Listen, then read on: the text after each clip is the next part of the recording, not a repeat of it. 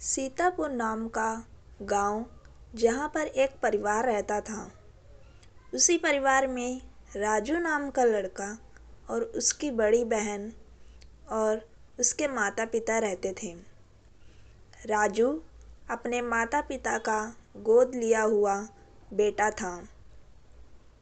एक दिन सुबह राजू की माँ ने राजू को बुलाया और कहने लगी कि आज तुम बकरियां चरा लाओ,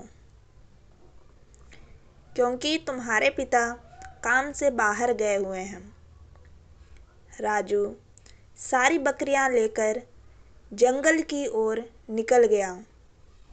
राजू आराम से एक पेड़ के नीचे बैठा हुआ था और सारी बकरियां चर रही थीं। कुछ समय बाद तभी एक आदमी वहाँ पर आया और राजू से पता पूछने लगा। राजू ने उसे आदमी को पता बताया। वह आदमी राजू को धन्यवाद कहते हुए वहाँ से निकल गया। राजू को बकरियां चराते हुए काफ़ी समय हो गया था। उसे प्यास लग रही थी, तो उसने सोचा मैं पास की नदी से पानी पी आता हूँ। बकरियां यहाँ चर रही हैं, तब तक मैं आ जाऊँगा। जब राजू वापस आया तो बकरियां वहाँ पर नहीं थी। दोस्तों, कमेंट करके ज़रूर बताएं इस कहानी का अगला पहलू क्या होगा। और हाँ, आपके हिसाब से इस कहानी का अगला पहलू क्या हो सकता है और आप इस कहानी को किस तरह और भी इंटरेस्टिंग बना सकते हैं। घर पहुँचते ही उसने अपनी माँ को सब कुछ बताया। उसकी माँ यह सब सुनते ही उसे डांटने लगी। वह उसे डांट ही रही थी, तभी राजू के पिता वहाँ पर आए और पूछने लगे, तो उसकी माँ ने उसे सब बताया। राजू के पिता ने कहा, अगर शाम तक सारी बकरियां ना ले आया तो तेरी खैर नहीं। यह सुनते ही राजू बकरियां ढूंढने जंगल की ओर निकल गया। बकरियों को जंगल में बहुत ढूंढा, लेकिन ढूंढने के बावजूद उसे बकरियां ना मिली। वह बहुत उदास हो गया और वह वापस घर लौट गया। राजू जैसे ही घर पहुंचा, उसने सब कुछ बताया, लेकिन उसकी माँ ने उसे बहुत सुनाया। फिर उसके पिता उसे मारने लगे, लेकिन राजू की माँ उसे बोलती जा रही थी और उसके पिता उसे मारे ही जा रहे थे। तभी उसकी बहन उसे दौड़ते हुए छुड़ाने के लिए दौड़ी, लेकिन उसके पिता बिल्कुल नहीं माने। राजू अपने पिता के मार को सहन न कर सका और वहीं पर उसकी मृत्यु हो गई। फिर उसके माता पिता ने उसके शरीर को उसी जंगल में ले जाकर फेंक दिया और वापस घर आ गए। उसकी बड़ी बहन जंगल गई और राजू को बहुत ढूंढा, लेकिन उसे राजू कहीं भी नहीं दिखाई दिया।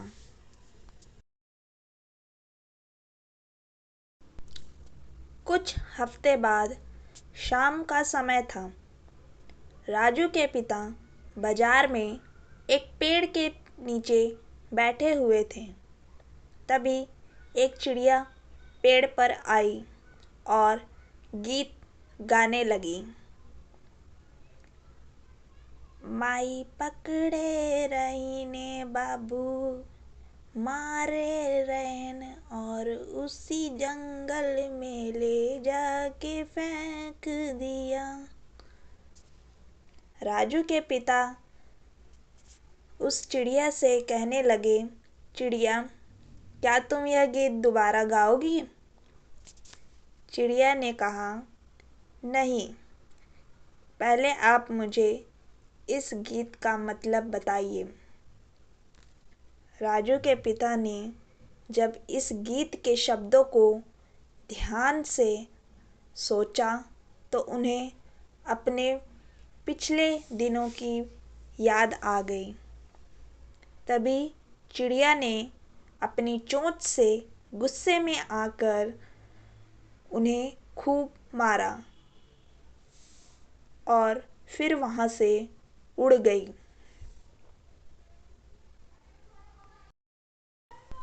वही चिड़िया कुछ समय बाद राजू के घर आई। राजू की माँ घर के बाहर बैठी हुई थी। वह चिड़िया उनसे वही गीत गाकर सुनाने लगी। तभी राजू की माँ ने उसे दोबारा गीत गाने को कहा। चिड़िया ने उन्हें गीत गाने से मना कर दिया। उसने कहा, पहले आप इस गीत का मतलब बताइए।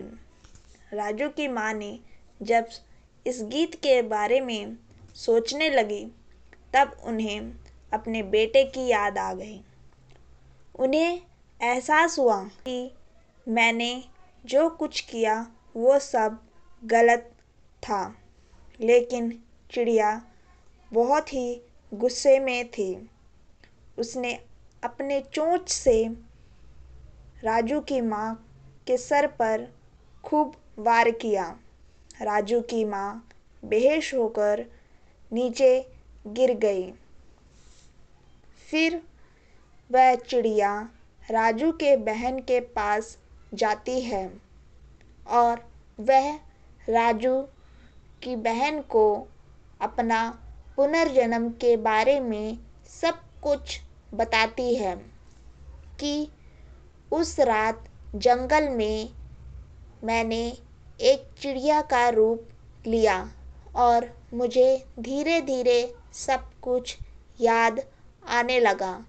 फिर मैं यहाँ पर आया और तुमसे मिलने की कोशिश की। इस तरह चिड़िया और उसकी बड़ी बहन खुशी खुशी अपना जीवन व्यतीत करने लगे।